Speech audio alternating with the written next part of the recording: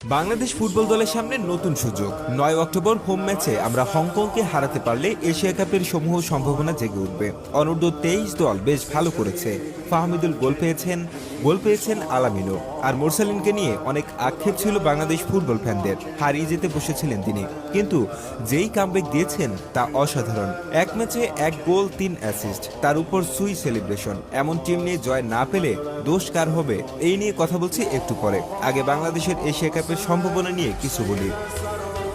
হংকংয়ের সাথে সমান ৪ পয়েন্ট হবে আমাদের এবং হেড টু হেডে এগিয়ে থাকব। একই দিন সিঙ্গাপুরে ৪ পয়েন্ট পাওয়া স্বাগতিকদের বিপক্ষে খেলবে ১ পয়েন্টে অবস্থান করা ভারত। তারপর ১৪ তারিখ হংকংয়ে আমাদের অ্যাওয়ে ম্যাচ। বাংলাদেশ ফুটবলের সমর্থকেরা মনে করেন ৯ অক্টোবরের হোম ম্যাচ হাতছাড়া করার কোনো সুযোগ নেই এবং এই লক্ষ্যে তারা কোনো রকম সিন্ডিকেট বা বায়াস টিম সিলেকশন বরদাস্ত করবেন না।